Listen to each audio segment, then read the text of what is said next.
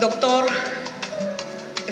Marco Fernandini, coordinador del programa de Derecho de nuestra filial norte, doctor Pedro Hernández Chávez, autor del libro que el día de hoy presentamos, El modelo de gobierno peruano, un neopresidencialismo disfuncional, sobre la necesidad de rediseñar nuestro régimen político, y magistrado del Tribunal Constitucional de la República, doctor Edwin Figueroa Gutarra, docente de nuestra Casa de Estudios, doctor Gerardo Eto Cruz, ex magistrado del Tribunal Constitucional, señores fiscales que nos acompañan, señores docentes, queridos alumnos, señoras y señores.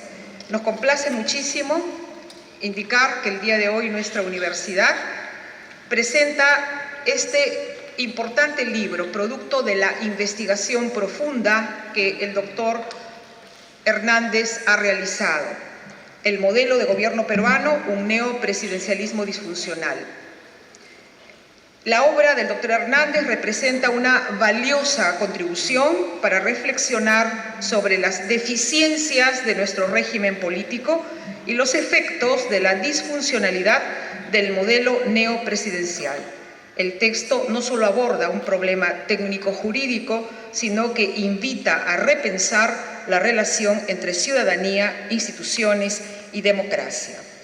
Esta noche tenemos el honor de contar con dos importantísimos comentaristas de la especialidad de Derecho Constitucional. En primer lugar, vamos a presentar al doctor Edwin Figueroa Gutarra, docente de la filial norte. El doctor va a realizar su comentario durante 15 minutos y me permito leer unas cuantas líneas de un currículum por todos ustedes conocido. Él es egresado de la Escuela Judicial de Barcelona, del Reino de España, doctor en Derecho por la Universidad Nacional Mayor de San Marcos, juez superior titular, integrante de la primera Sala Laboral Permanente de la Corte Superior de Justicia de Lambayeque, profesor asociado de la Academia de la Magistratura, profesor visitante del doctorado en Derecho Procesal Contemporáneo de la Universidad de Medellín, Colombia, profesor de Teoría Constitucional y Derecho Procesal Constitucional, docente del programa de Derecho de la filial norte. Lo invitamos al podio, lo recibimos con un cariñoso aplauso y da inicio a su comentario. Muchas gracias. Muy buenas noches con todos. Doctor Marco Fernandini, nuestro coordinador de la sede, doctor Pedro Hernández, nuestro invitado de lujo en esta noche académica muy especial para todos, porque es una fiesta de conocimiento la que hoy celebramos, el doctor Gerardo Eto Cruz, ex magistrado del Tribunal Constitucional, siempre nuestro recordado amigo Gerardo, como lo denominamos, quienes lo conocemos y estimamos su trayectoria. Distinguidos profesores, en especial saludamos al doctor Enrique Rodas, nuestro decano del Colegio de Abogados de Lambayeque, comunidad jurídica en general. Nosotros creo que esta noche nos sentimos de fiesta, repito la idea de ese regocijo académico, porque presentar un libro, doctor Hernández, yo creo que siempre representa de alguna manera pues una vivencia muy especial, dar a luz el conocimiento a favor de la comunidad respecto a diversas ideas, ¿no? Diversos conceptos que materializan sobre todo un tema de mucha trascendencia. Yo quiero destacar en la obra del doctor Hernández ese énfasis por abordar temas de teoría política, sobre todo por tratar de abordar pues una materia en la cual la discusión es constante hoy en día, ¿no? ¿Qué implica el Poder Ejecutivo? ¿Qué implica el modelo presidencial? Creo que la anécdota que él utiliza es bastante gráfica porque dice, ¿qué pasa si nosotros confeccionamos, hacemos un reloj con distintas piezas de marcas diferentes, ¿ya? Y la pregunta es si eso puede caminar de manera adecuada?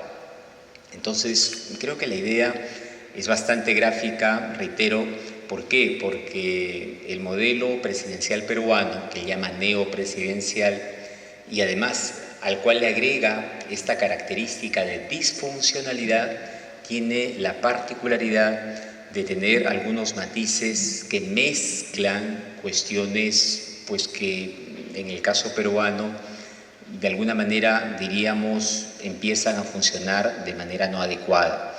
¿A qué me refiero? A que nosotros sabemos desde las ideas de teoría política, Montesquieu y otros autores, que el concepto de separación de poderes pues abordó la idea efectivamente de tres poderes bien definidos, ¿no?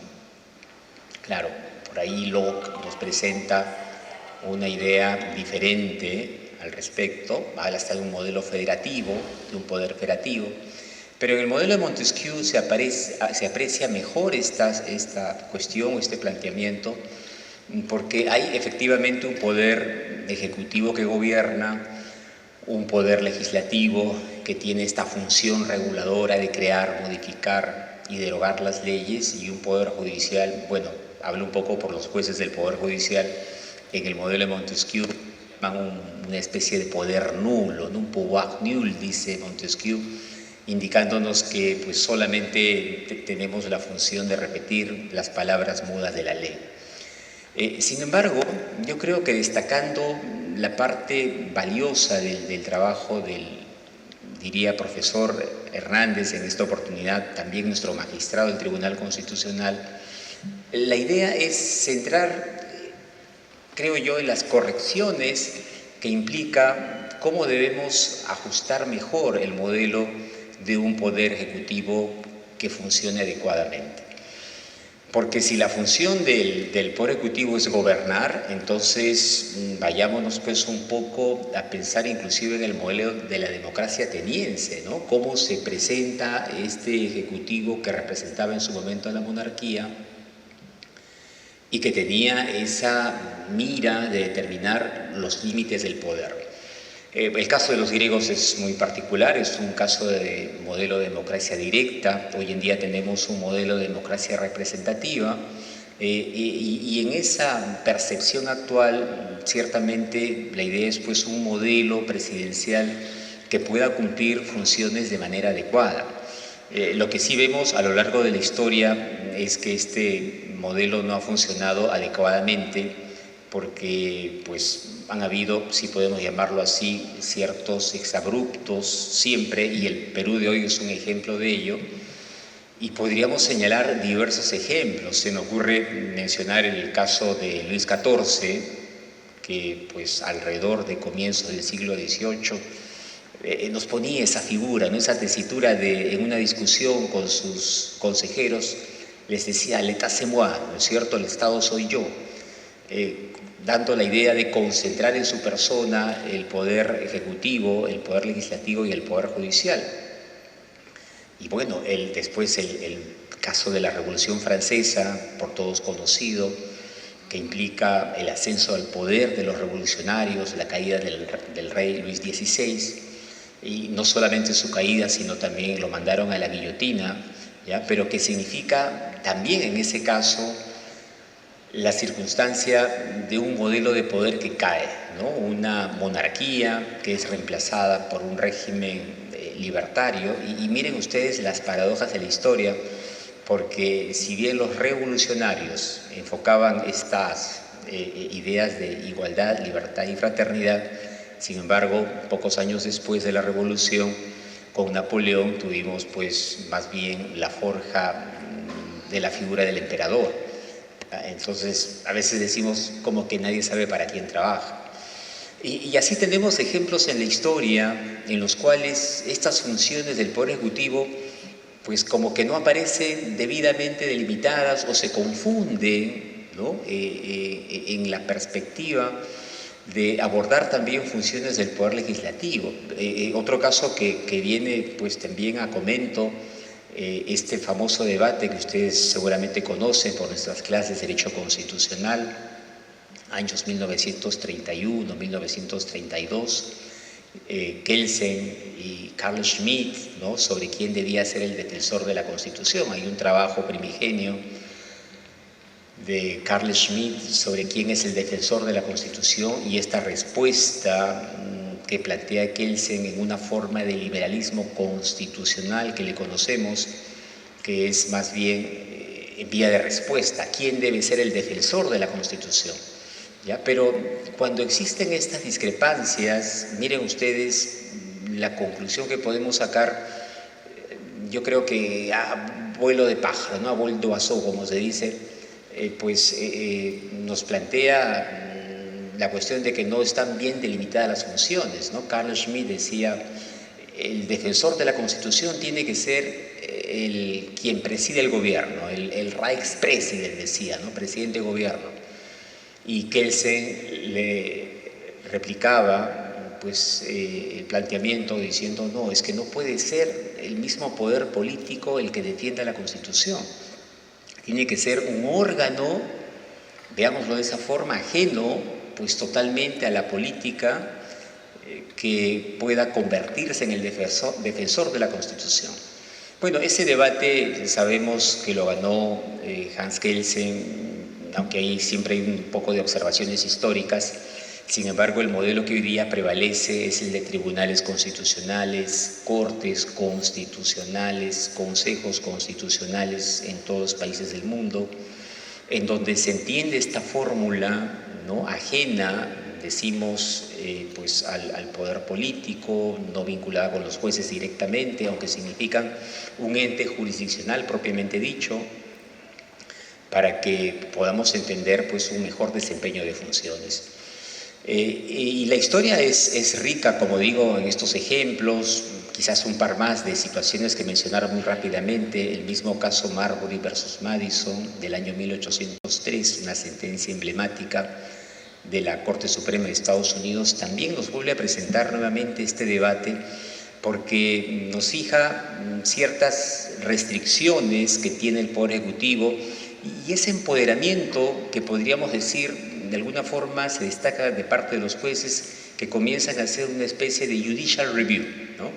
Una revisión judicial que nosotros hemos denominado la figura del control difuso, ¿ya? Y si retrocedemos un poco más en esta situación de ejemplos históricos, pues en el año 1610 conocen ustedes bien el caso Bonham, ¿no?, que en su momento pues también es una sentencia conocida de Inglaterra del siglo XVII, en la cual el juez Edward Coke plantea con objetividad, entendámoslo de esa forma, las necesarias divisiones entre el poder de los jueces y el poder ejecutivo, ¿no? El rey Jacobo I de Inglaterra, que era el rey Jacobo VI de Escocia antes, ¿no?, lo que plantea finalmente es que el poder ejecutivo puede, como monarca, el rey, intervenir en todas las decisiones de gobierno, ¿no? Y los jueces, de alguna manera, ahí creo que tenemos un referente para entender esa separación de funciones.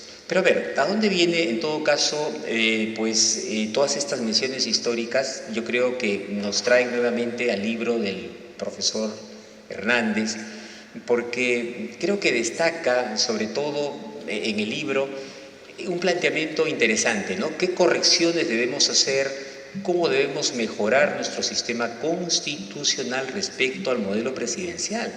¿Por qué? Porque incorporamos, vean ustedes, y yo creo que ahí está lo valioso del planteamiento del libro, que fue una tesis de maestría de nuestra universidad, de su trayectoria académica, plantea la idea de hacer correcciones en distintas figuras, ¿no? La cuestión de confianza, la disolución del Congreso y diversas otras herramientas que no están funcionando adecuadamente. ¿Por qué? Porque existe excesos de los poderes respecto a las funciones asignadas.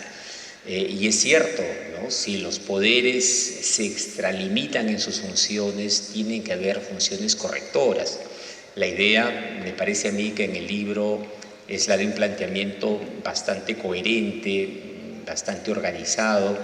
Yo creo que es un trabajo que refleja esa preocupación académica que sobre todo en nuestro país me parece pionera, y eso, doctor Hernández, lo destaco, me parece valioso en el libro, ¿no? Esa preocupación central por distinguir, ¿no?, qué cosa debe significar el Poder Ejecutivo.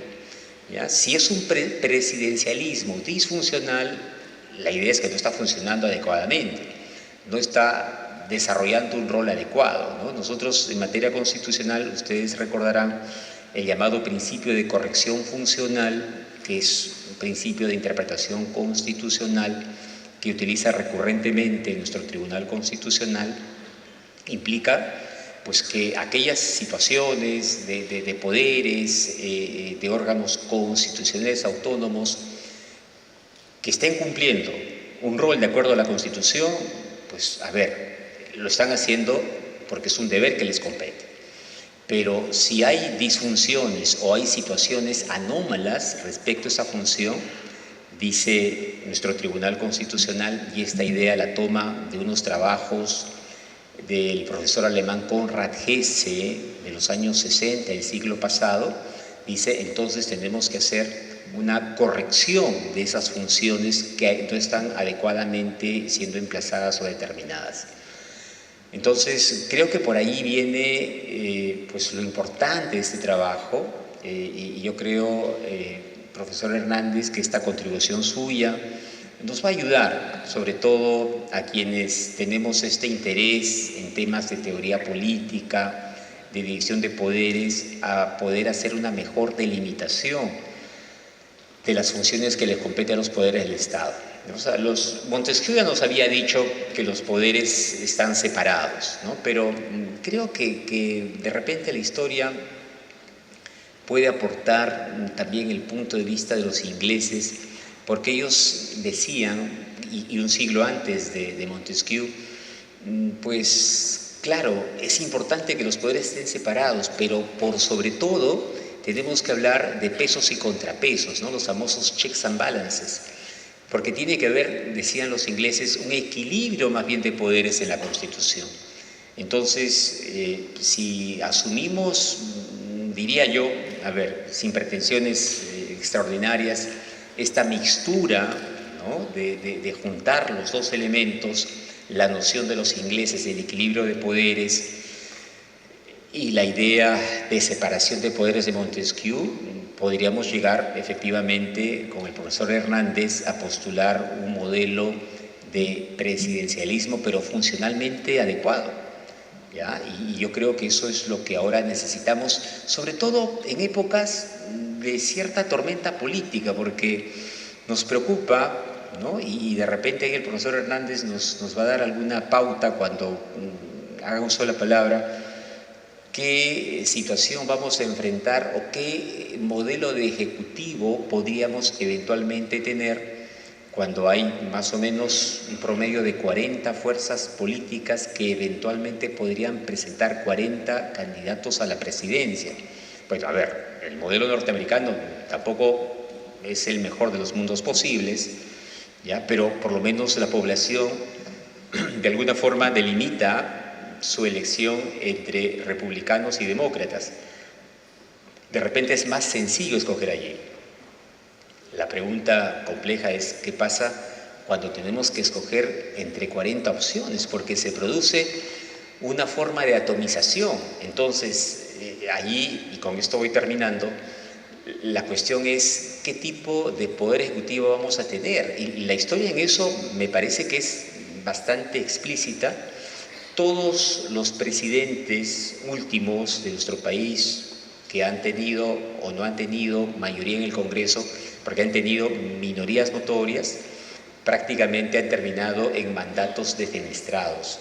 Entonces, a ver, yo creo que si encaminamos el planteamiento del profesor Hernández, podríamos efectivamente ir construyendo, ¿no?, un esquema a través del cual podríamos decir, buscamos un presidencialismo fuerte, ¿ya? Y eso, por supuesto, que va a ayudar pues a la gobernabilidad, ¿ya? En caso contrario, nos arriesgamos a situaciones anómalas.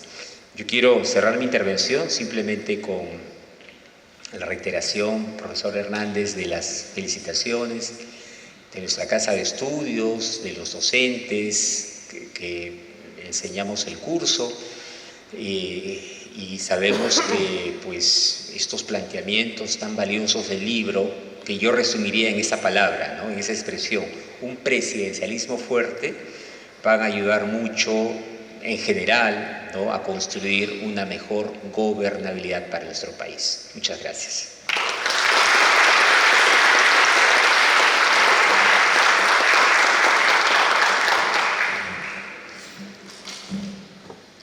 Muchas gracias a nuestro docente, el doctor Edwin Figueroa Butarra, por su excelente apreciación, comentario el día de hoy sobre esta importantísima obra. A continuación, el comentario del doctor Gerardo Eto Cruz. Él es doctor en Derecho Público por la Universidad de Santiago de Compostela, Galicia, España, profesor de Derecho Constitucional en la Universidad Nacional de Trujillo y en la Universidad San Martín de Porres, miembro asociado de la Asociación Peruana de Derecho Constitucional, el Instituto Iberoamericano de Derecho Constitucional, el Instituto Iberoamericano de Derecho Procesal Constitucional y la Asociación Argentina de Derecho Constitucional, autor de numerosos libros y artículos de investigación, ex magistrado del Tribunal Constitucional del Perú y exdirector del Centro de Estudios Constitucionales de dicha institución. Él el día de hoy ha venido con mucho cariño y de manera especial desde Lima para acompañarnos y para realizar el comentario que a continuación lo invitamos a hacer desde el podio. Adelante. Lo recibimos.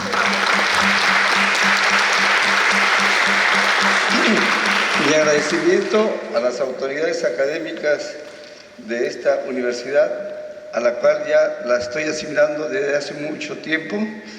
Este año acabo de renunciar oficialmente a mi alma mater, la Nacional de Trujillo, porque ya los años no pasan en vano. Uno a veces piensa que tiene 30 años, pero la carrocería de 66 años no va con el espíritu de 30. Sin más preámbulos, vamos directo a esta presentación. En los predios de la literatura académica existe un género que es la recensión. Recensión es cuando se da cuenta de una obra, los alcances, el contenido, y eso es lo que a veces solemos hacer los profesores, que damos cuenta de la publicación de tal obra y uno resume, hace la ponderación y elogio. Esto que vamos a hacer ahora es una recensión, pero es una recensión de la presentación de la obra. Desde hace un buen tiempo me he dedicado a revisar los dos tomos y antes de entrar al comentario quiero en primer lugar señalar que hace casi ya 50 años Domingo García Belaúnde, a la sazón el máximo exponente del derecho constitucional peruano, lanzó esta suerte de epitafio que la cenicienta del derecho en el Perú era el derecho constitucional, porque nadie daba ni un penique por esa disciplina. Y estamos hablando en el interinazgo de Juan Velasco Alvarado para atrás. Regía la Carta del 33 y había un intermitente golpe de Estado. Pero los escenarios actuales, a partir de la Constitución del 79 y luego de la 93, y en su momento con la creación del Tribunal de Garantías Constitucionales y luego el actual Tribunal Constitucional, podemos decir que hoy por hoy, como dicen algunos filósofos que se han metido a los predios y al jardín del derecho constitucional, que son los neoconstitucionalistas, lanzan también este otro epitafio, que en los estados contemporáneos se viene observando una constitucionalización del ordenamiento jurídico. Y en los juicios, en los procesos, mucha gente cuando termina un proceso ordinario, residencia un amparo, o si es condenado en un proceso penal, interpone un habeas corpus, porque también hoy se ha transversalizado el ordenamiento constitucional en los procesos. Y hoy se puede hablar de derecho laboral constitucional, derecho tributario constitucional, derecho civil constitucional, etcétera, etcétera. Entonces, antes de comentar, repito, quiero que quede claro que nuestra disciplina, el derecho constitucional, regula dos grandes estatutos. El Estatuto del Poder parte orgánica, y el Estatuto de las Libertades, la parte dogmática. Es por eso, queridos amigos, que en nuestros predios hay gente erudita y versada en la parte dogmática y en la parte orgánica. Precisamente el magistrado Pedro Hernández Chávez, después que leí en su momento esta magnífica obra, que es El control del poder en el Estado constitucional, fundamentos para una teoría integral del control constitucional, me quedé realmente anonadado, porque después del trabajo de Diego Valadez, que publicó El control del poder, esta obra de hace pocos años es el segundo gran hito, mi querido Pedro, respecto a la reflexión de cómo controlar ese fenómeno que es inherente a la condición humana en este planeta, que es el poder. Dígase de paso que el poder es adictivo. Y mucha gente piensa de que por estar en el poder, la gente se cree que es imprescindible. Y aquí en este planeta nadie es imprescindible. Sigo con lo mío. Queridos amigos, el derecho constitucional es una disciplina fronteriza, allende a otras disciplinas: la ciencia política, que estudia el fenómeno del poder; la sociología política, que estudia todos los entresijos de las relaciones de la estructura del poder en el ámbito social; la filosofía política, que pretende establecer el desideratum, el cómo debe desearse la racionalización del ejercicio del poder, que es lo que en realidad está en la esencia de esta obra magnífica del magistrado Pedro Hernández. Y también hay otras disciplinas, pero estas disciplinas, la ciencia política, la sociología política y la filosofía política, están expresamente ordenadas y yugulan trazo a trazo toda la disección que ha hecho el magistrado Pedro Hernández en esta obra, que lo ha titulado El modelo de gobierno peruano, un neopresidencialismo disfuncional. Yo puedo decir algunas cosas genéricas porque quiero más bien citar algunas cosas importantes de esta obra. He visto por la frondosa bibliografía que se maneja con una cadencia, con una holgura, bibliografía antigua, llámese clásica, bibliografía moderna y bibliografía contemporánea, que es un poquito raro observar en la juventud actual.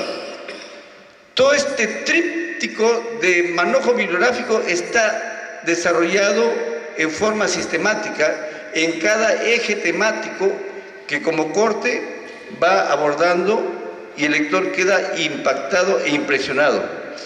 Entonces, lo que ha hecho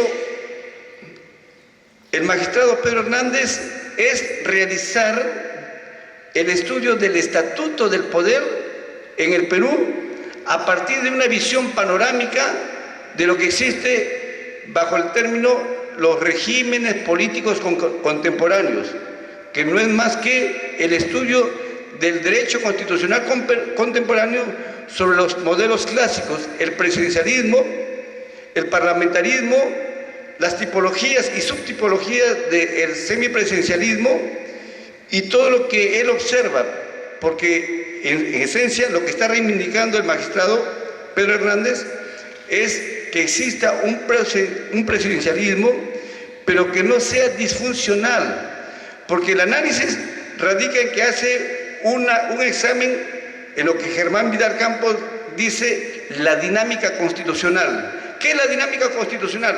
Lo que dice la norma constitucional y cómo se aplica en la realidad. Quiero aquí más bien leer lo que se traza en la obra y formula las siguientes preguntas que pretende absolverlas a lo largo de esta obra.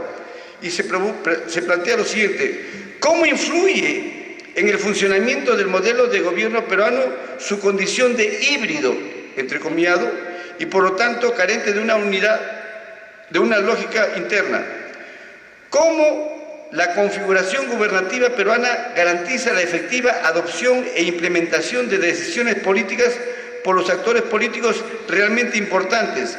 ¿En qué medida nuestro modelo de gobierno es causante de los entrampamientos, bloqueos de poder o crisis políticas? La inclusión de mecanismos de corte parlamentario ¿ha cumplido o no el objetivo de controlar los excesos presidenciales? ¿Se equivocaron reiteradamente los constituyentes peruanos al optar por un reforzamiento artificial y meramente formal del poder legislativo como correctivo de los excesos presidenciales, en lugar de optar por la implementación de la forma presidencial en su conjunto y los mecanismos de control que le son propios? La no implementación del régimen de gobierno presidencial se explica en la falta de entendimiento de la propuesta teórica del modelo en sí. ¿Cuán verdaderas son las críticas a la forma de gobierno presidencial realizadas por sus principales detractores y que en gran medida justifican el rechazo o temor respecto a ellas? Y es así como se formula una serie de interrogantes y a partir de esta estructura metodológica empieza a abordar la situación. Son 2 tomos, tomo 1, 394 páginas, el tomo 2 llega a 1026 páginas. Esto se ha publicado recién en junio del 2025. El primer tomo pasa revista panorámicamente a los regímenes de los gobiernos contemporáneos, como repito, el régimen del gobierno parlamentario, el presidencial y el semipresidencial. Y en el capítulo 2 aborda ya el tema del modelo del gobierno peruano. Y es aquí donde realiza toda una evolución de la historia de nuestro constitucionalismo, básicamente a partir de la Constitución de 1828 y cierra con la Constitución del 33, 79 y la actual del 93. Igualmente realiza una tesis que es que nuestro autor plantea el modelo que no se ubica, el modelo presidencial nuestro no se ubica en ninguno de los modelos que son reconocidos por el constitucionalismo contemporáneo.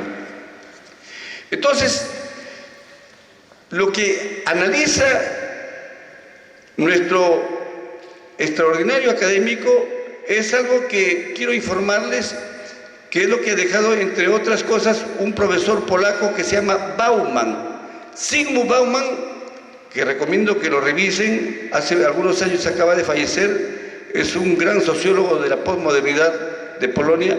Él tiene un librito que es bueno que todo el mundo lo lea, Estado de Crisis. Esta obra, Estado de Crisis, da una visión del paciente enfermo cuando está en una crisis, un enfermo, y los médicos no saben cuál es su patología. Identifica el estado de crisis, la incertidumbre de cómo actuar. Esa idea conceptual medicamentosa lo traslada a los predios de la sociología política y precisamente dice que en todo el planeta Tierra hay un estado de crisis. Y ya vemos los tiempos distópicos en que se vive. Pero ocurre que esta obra analiza la crisis de los estados, en este caso la crisis de la estructura del poder político, porque a la postre, ¿qué es lo que se quiere? Racionalizar el ejercicio legítimo del poder a través de una serie de mecanismos que están establecidos en la Constitución. Miren, en este volumen 2, que aquí lo tengo chequeado, dice, y nuevamente reitero, en el caso del modelo peruano, dice nuestro autor, nos parece absolutamente claro que nuestra particular forma de gobierno tiene una profunda base presidencial que ha derivado en un modelo disfuncional, con lo ineficiente, confrontacional y poco estable que ello puede tener, por el sinnúmero de mecanismos e institutos que son ajenos a la lógica presidencial que lo inspiran, lo cual ha generado todas las distorsiones que hemos analizado en este trabajo. ¿Recuerdan ustedes toda la crisis de la vacancia presidencial, la disolución del Congreso? ¿Recuerdan ustedes la crisis que generó la presencia de un personaje que no establecía una lealtad a la Constitución como fue Pedro Castillo? Y se utilizaban confrontaciones desde el seno del Parlamento y desde el seno del Ejecutivo, y todo el mundo en el Perú, sus estructuras emocionales colectivas estábamos gironeados de tensión. Aquí se analiza, aquí, ya no quiero agotarlos, ha despellejado, valga la frase, ha despellejado toda esta dinámica constitucional que está en el texto y cómo ha sido aplicada en términos mutativos, es decir, sino que es la esencia de lo que debería ser un régimen presidencial. En realidad ya no quiero aburrirlos, yo sigo leyendo esto y prometo, le he dicho al magistrado Pedro Hernández, hacer una recensión, pero esta recensión va a ser un poco más extensa de lo que estoy aquí en forma suelta reflexionando, porque esta es una obra, y con esto termino, precede a esta obra muchas obras. Me acuerdo de pioneros en ello, fue en su momento, pero fue una base teórica de don Raúl Ferrero, Rebagliati, sobre todo su teoría del Estado. Recuerdo el trabajo de don Pareja Paz Soldán, que hablaba también del presidencialismo, era un tomo que parecía un mataburro por lo extenso, de la editorial Studium. Recuerdo también el libro de Pedrito Planas, Los regímenes políticos contemporáneos. Pero esto de acá, ¿cómo quisiera que lo lean? ¿Cuántos candidatos, por amor a Dios, van a haber para el próximo año? Son bastantes, ¿no es cierto? Pues todos esos candidatos sería bueno que se desasnen leyendo esta obra, para que no metan la pata, para que realmente la estructura cognitiva y emocional de los que van a detentar el poder lo ejerzan sin fariseísmos políticos, sin egoísmos y de entrega al país, porque esta es una reflexión de entrega al país, que es lo que necesitamos para llegar a altas cumbres, porque el ideal es que todos los gobernantes que lleguen a gobernar, esta es una reflexión que lo dejó Henry Kissinger antes de morir, líderes, se llama, le recomiendo que también los políticos deben ser líderes. ¿Cómo debería ser un líder en momentos de crisis? Porque el líder en estado de vacas gordas cualquiera lo es, pero en vacas tristes y flacas, ahí se ve la hechura de barro o de tesón, que es lo que debemos ponerle punche en nuestro país. Este es un buen libro para los estudiantes, para los estudiosos, para los eruditos, para los iniciados y para todos estos señores que van a postular el próximo año. Muchas gracias. Felicitaciones, mi querido Pedro, por esta magnífica obra.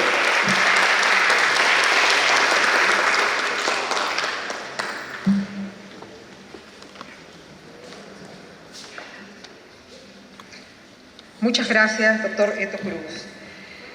Esta publicación es un esfuerzo académico necesario para reflexionar sobre la inestabilidad política que ha caracterizado al país en los últimos años.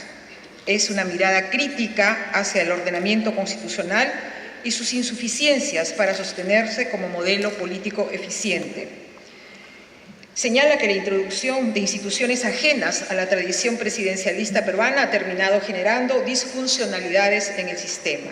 Y este libro no se limita a describir los problemas, sino que abre la puerta a un debate académico constructivo sobre la necesidad de repensar el diseño institucional. No solo es una investigación jurídica, sino un llamado a la acción ciudadana y política. El doctor Pedro Hernández Chávez, autor del libro, es abogado, maestro en Derecho Constitucional y doctor en Derecho por nuestra Universidad de San Martín de Porres. Cuenta con estudios de maestría en Ciencias Políticas en la Universidad Nacional Federico Villarreal. Además cuenta con un diplomado en Derechos Humanos de la Academia de Derechos Humanos y Derecho Internacional Humanitario del Washington College of Law de la American University de los Estados Unidos. Es un profesional especializado con 23 años de experiencia en los sectores público y privado. Es catedrático universitario en materias vinculadas al derecho constitucional y la ciencia política, en estudios tanto de pregrado como de posgrado de diversas universidades del país, así como de la Academia de la Magistratura. Es miembro fundador del Centro de Estudios en Derecho Constitucional de la Facultad de Derecho de nuestra universidad. Entre los años 2018 y 2023, además, fue su presidente. Es miembro de la Asociación Peruana de Derecho Constitucional, habiendo sido incorporado en octubre de 2021. Actualmente es magistrado del Tribunal Constitucional de nuestro país.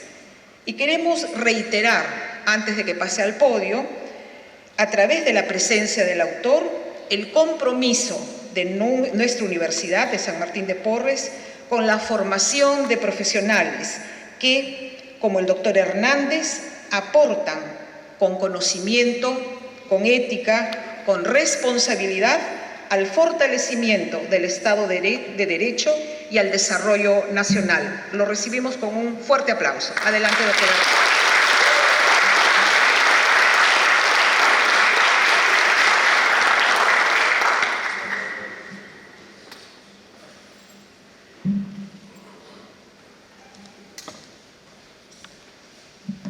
Muy buenas noches. Antes que nada, mi total satisfacción de encontrarme una vez más en esta hermosa ciudad y por segunda vez, como conversábamos con el doctor Fernandini hace un rato, el año pasado estuvimos un poco de pasada, pero es la primera vez que tengo el honor de participar en una actividad académica en esta filial de mi universidad. Muchas gracias, doctor Fernandini, por la invitación. Muchas gracias también al maestro Figueroa Butarra, destacadísimo magistrado de esta Corte Superior.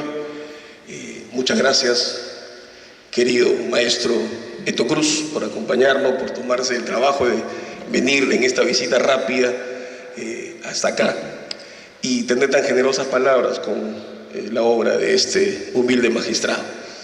Muchas gracias a todos ustedes por encontrarse el día de hoy aquí y, como decía mi querida Celinda Costa también, participar de esta actividad académica que lo que trata de buscar es una presentación formal, si se quiere, a la sociedad, a la comunidad académica, de una obra que en el fondo es un aporte de investigación. Esta obra fue mi tesis de maestría en el año 2018 y claro, una tesis que, como toda tesis, los profesores de metodología de la investigación lo primero que preguntan cuando van a definir un tema de investigación es, bueno, ¿qué te gusta? Nadie puede comprometerse en una investigación seria si es que el tema no lo apasiona. Entonces, un tema que a mí me cautivó mucho desde las aulas de la universidad. Nosotros somos de la generación que vivió en la década del Fujimorismo, una década complicada, difícil, de la que, por cierto, también se han inventado muchas narrativas, pero lo cierto es que las cosas no fueron sencillas. Y claro, cuando uno trata de analizar las causas del mundo del derecho, siempre vamos a ver cómo está diseñado nuestro régimen para ver qué cosas es lo que podemos aportar, corregir, o cómo podemos plantear inclusive una conversación. Y grande fue mi sorpresa cuando en esa búsqueda, simplemente a intentar responder cuál es nuestro régimen político, la respuesta fue: no encaja en ninguno de los que existen en el derecho comparado. Y esa fue una primera cosa que a mí me llamó la atención. Por eso, si se han dado cuenta, el título del libro habla del modelo de gobierno, no habla de un régimen de gobierno. Porque cuando uno recuerda lo que significa un régimen, así como una forma de Estado, como una forma de gobierno, normalmente el derecho comparado, en su aporte metodológico extraordinario, de generar lo que los italianos llaman un topoido, los tópicos, establece características similares que se van repitiendo en diversas latitudes.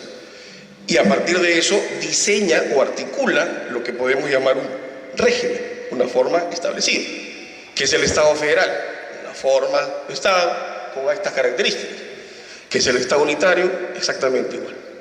Y cuando uno esto lo analiza en base al régimen de gobierno, la lógica es, bueno, una forma jurídica que tiene una lógica interna basada a partir de un conjunto de claves institucionales que la hacen ser esa y no otra, pero además otros aspectos importantísimos que tienen que ver, por ejemplo, con quién toma las decisiones, cómo se controla que toma las decisiones, de una u otra forma cómo se renuevan, el poder y diversos factores que marcan una forma establecida.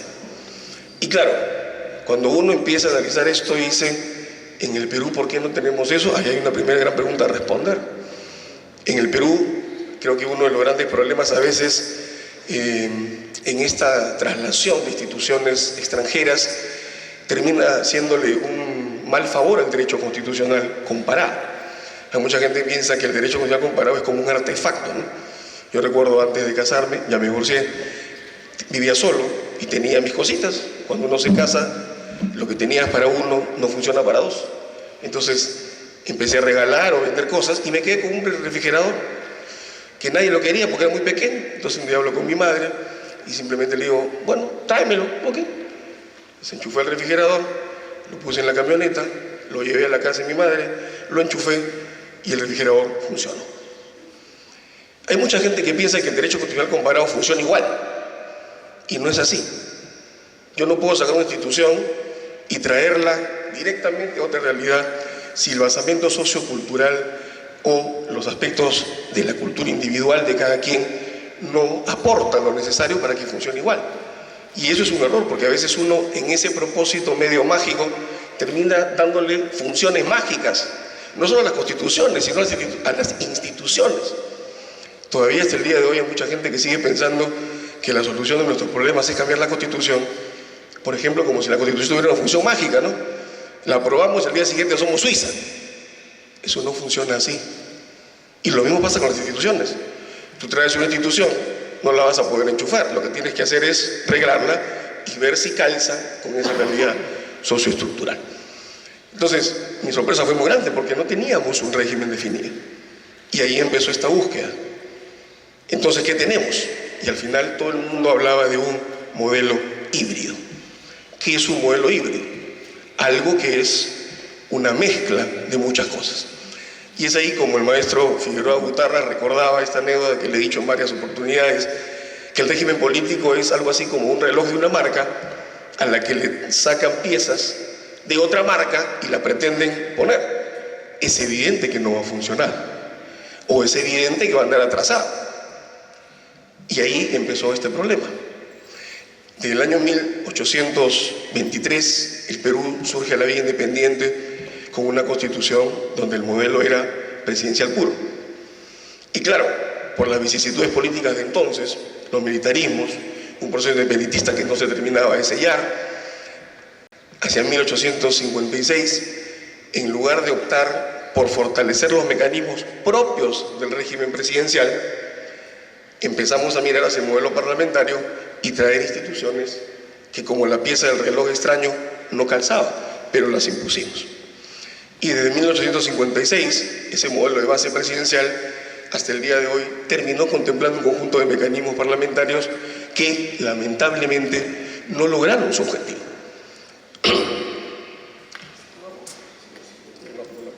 Mil disculpas, estoy con una fonía un poquito complicada, me he estado cuidando de no hablar demasiado.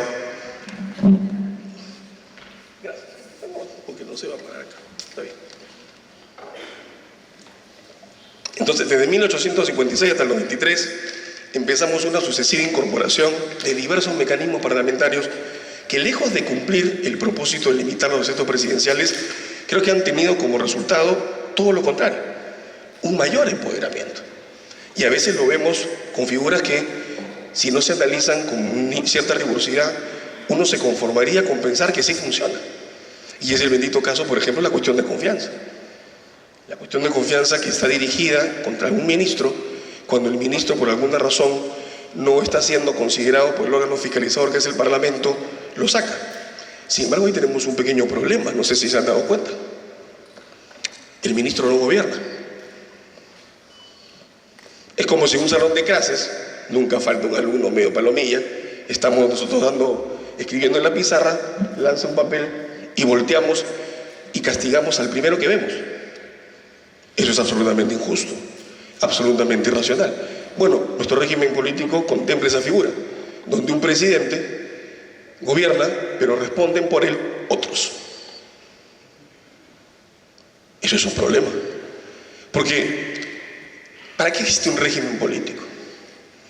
todo tiene una razón de ser. Los norteamericanos decían que un régimen político, de una manera muy general, está orientado a lograr la felicidad de un pueblo. Bueno, eso es muy aspiracional, motivador, casi coaching. Lo cierto es que jurídicamente un régimen político tiene que servir para fortalecer un sistema democrático y así sostener una convivencia. En el libro, humildemente planteamos nosotros que la razón de que existe un régimen político y que además es el parámetro para decir funciona o no funciona, son 4 cosas. Lograr estabilidad política a partir de una separación de poderes, lograr gobernabilidad, que las decisiones que se adoptan se puedan ejecutar, lograr establecimiento de responsabilidades cuando hay excesos y finalmente lograr la consolidación de la democracia. Si un régimen político no logra esos objetivos, no está funcionando bien. Si un régimen político impide que alguien que gobierna cuando se excede no pueda responder, algo está mal. Si un régimen político, que no vamos a evitar las crisis, pero la lógica es superarlas rápido, no logra ese objetivo y por el contrario las genera con puntos de tensión innecesarios que generan confrontaciones, no está funcionando bien. Y esa es un poco la lógica. Hay instituciones que a veces, inclusive cuando uno las explica un poquito, terminan siendo pues muy claras, ¿no? Ya puse el ejemplo de la pizarra. Pero por ejemplo, cuando se habla de la disolución parlamentaria, también tenemos una decisión que es muy particular. La explicación constitucional que se le ha dado a esa figura de la disolución parlamentaria, que es típica del movimiento parlamentario, por cierto, perdón, ¿qué cosa señala? Es un contrapeso a la capacidad que tiene el Parlamento justamente de negar confianza y generar la cuestión de confianza a los ministros.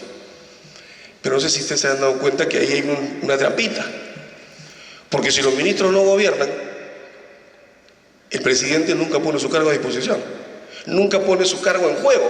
Entonces, ¿de qué contrapeso estamos hablando?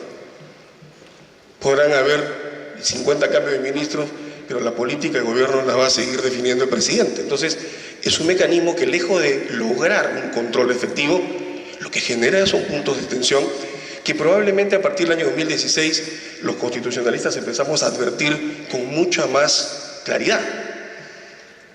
Yo alguna vez lo he sostenido con algunos compañeros y colegas del Tribunal Constitucional. Yo soy de los que piensan que en el tema del régimen político y la parte orgánica en general, con el respeto a la obra de los maestros, los constitucionalistas tenemos una deuda con el Perú.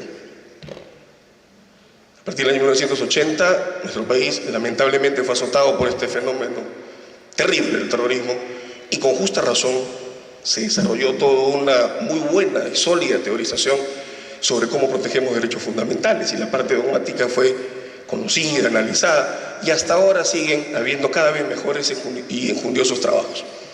Pero la parte orgánica la descuidamos un poquito y empezamos a hablar desde el 2016, cuando, como bien lo decía el maestro Eto y el maestro Figueroa Gutarra, los términos cuestión de confianza, incapacidad moral permanente, vacancia, disolución parlamentaria, empezaron a ser parte de ese diálogo cotidiano y a los constitucionalistas nos agarró en el caballo porque no habíamos teorizado sobre estas instituciones.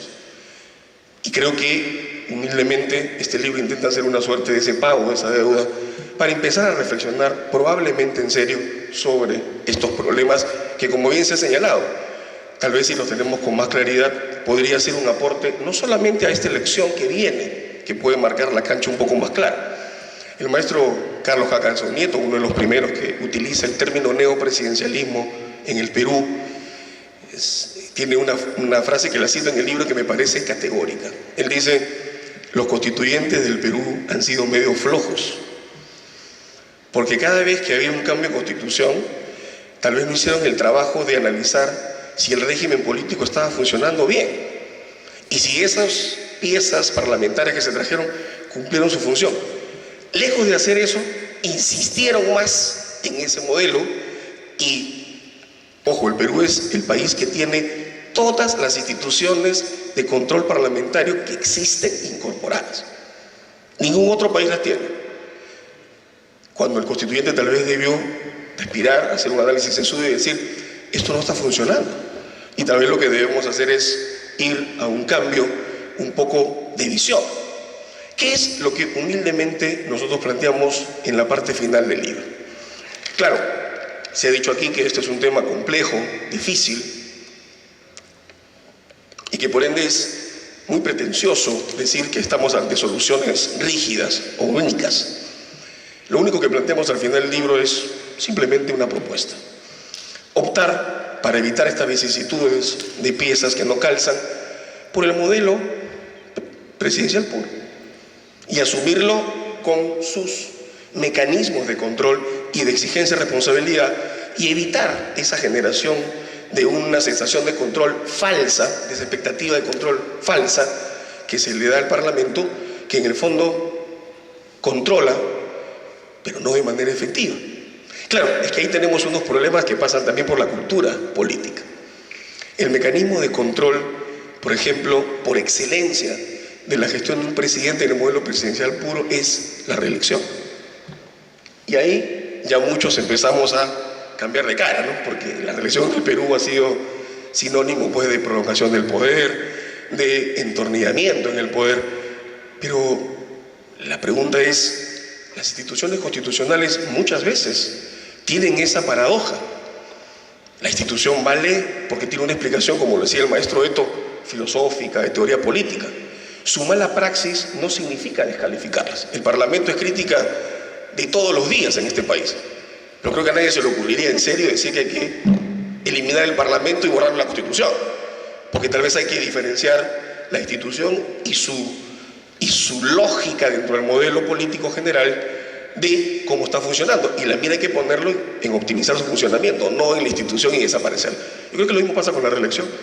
Tal vez las experiencias históricas no han sido lo suficientemente adecuadas, pero lo que se debería hacer es todo lo que se ha avanzado en tecnología, en técnicas de control, concurrente, posterior, poder afinarlo a un objetivo de entender que un presidente tiene que responder, como lo dice un principio constitucional, ante quien lo elige. Y quien lo elige es el pueblo, con una ley de psicología política que, como bien mencionó el maestro Eto, el derecho constitucional es una línea de frontera.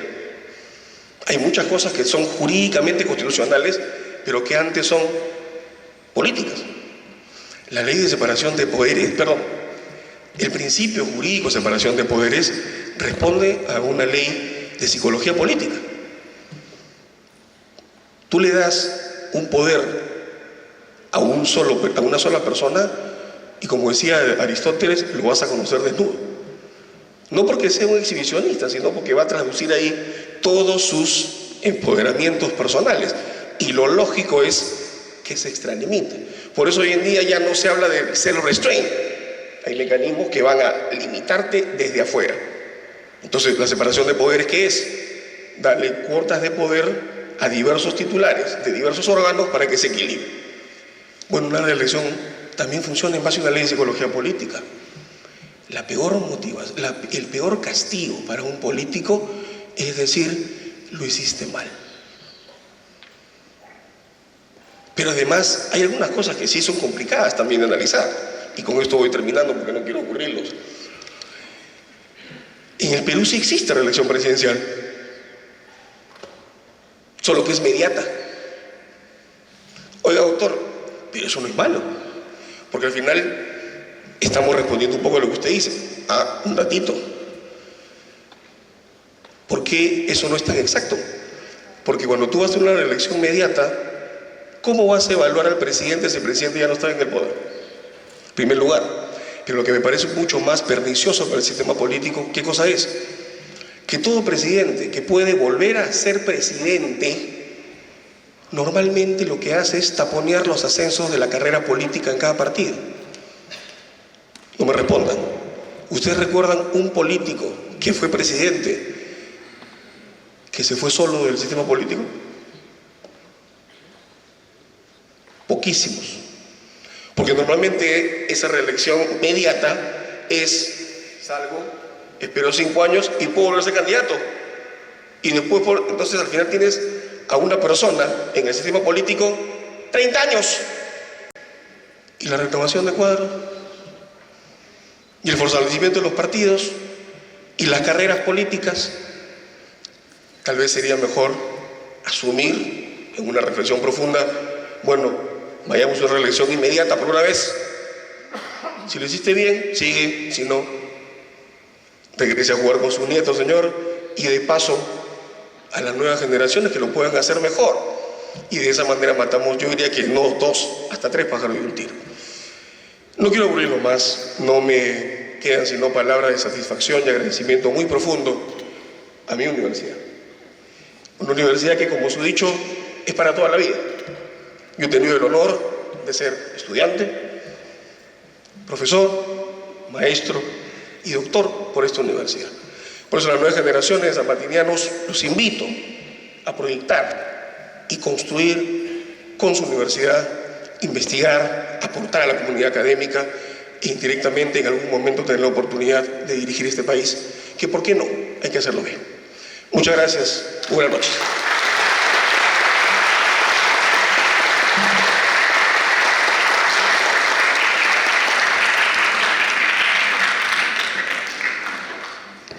Ahora, cerrando esta magnífica reunión con tanta riqueza de ideas que sin duda promoverán el debate y la reflexión de todos ustedes de ahora en adelante sobre este sistema que hay que modificar, que hay que cambiar, vamos a escuchar al doctor Marco Fernandini. Él es el coordinador del programa de Derecho aquí en la filial norte, clausurando esta ceremonia. Lo aplaudimos con mucho cariño.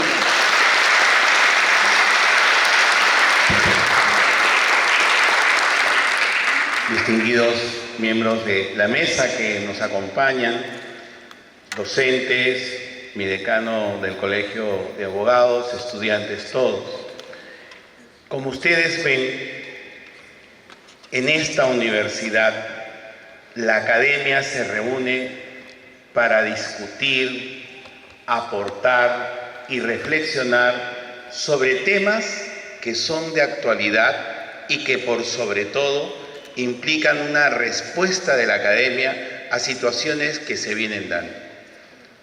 El próximo año vamos a vivir un año electoral e independientemente de lo que es el estudio del derecho constitucional, tenemos que también aportar en lo que va a significar esa elección que vamos a dar. Como bien se ha dicho en esta noche, el modelo presidencialismo, el neopresidencialismo que se da en el Perú, es una mezcla de diversos regímenes. Tenemos de parlamentarismo, tenemos de presidencialismo puro, tenemos del modelo francés, etc. Es como, disculpando quizás la comparación, cuando hacemos un jugo en la licuadora. Hemos metido todo, lo hemos licuado, y cuando lo probamos, vemos que a veces no tiene los efectos del buen sabor necesario. Y eso se ha demostrado. Y lo que nos ha invitado a la reflexión esta noche es ¿qué vamos a hacer?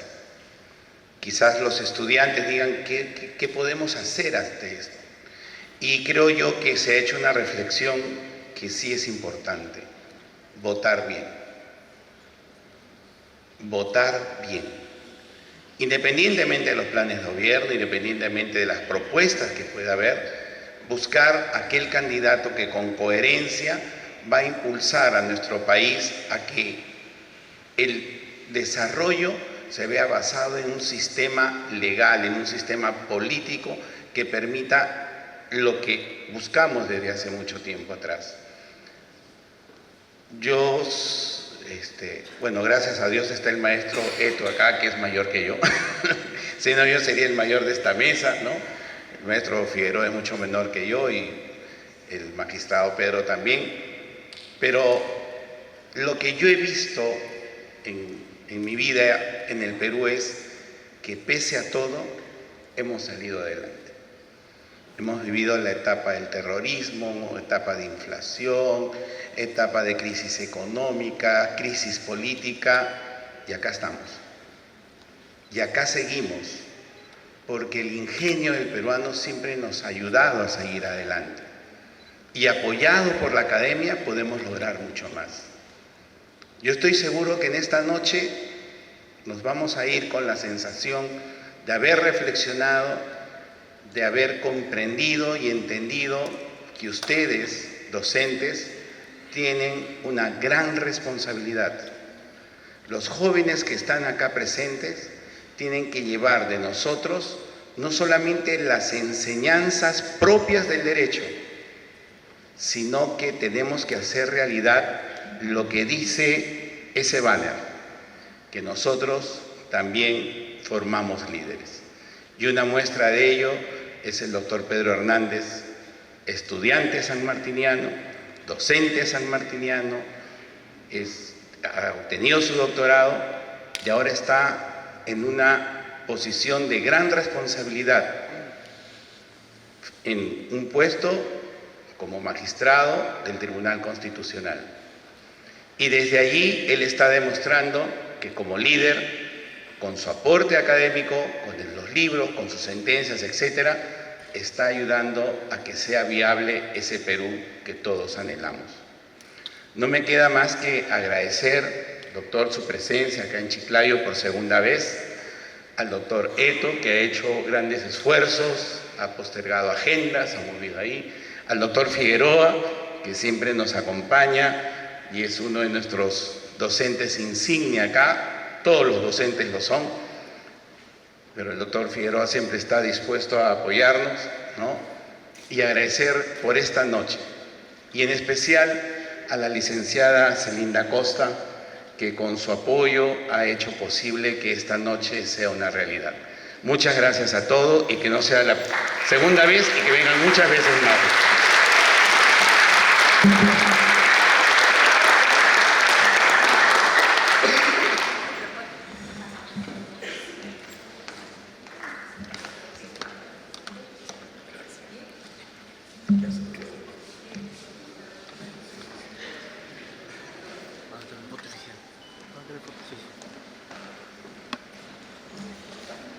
Adelante, por favor.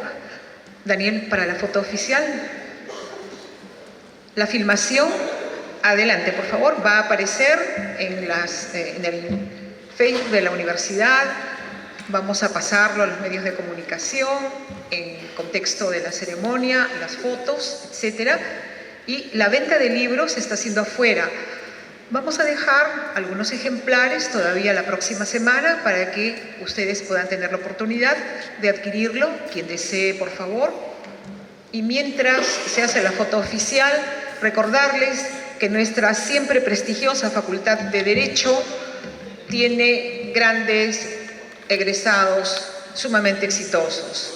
Y recordar a los grandes maestros de la Facultad de Derecho que iniciaron la facultad: León Barandiarán, Darío Herrera Polsen, Fermín Chunga La Monja, el doctor Rubén Sanabria, el doctor Rubén Guevara Manrique y tantos maestros que han forjado generaciones de grandes magistrados, de grandes abogados en el país. Es un orgullo nuestra Facultad de Derecho en Lima, en la filial norte y en la filial sur. Un fuerte aplauso para todos ustedes, jóvenes estudiosos, defensores de la justicia, los derechos humanos en el país.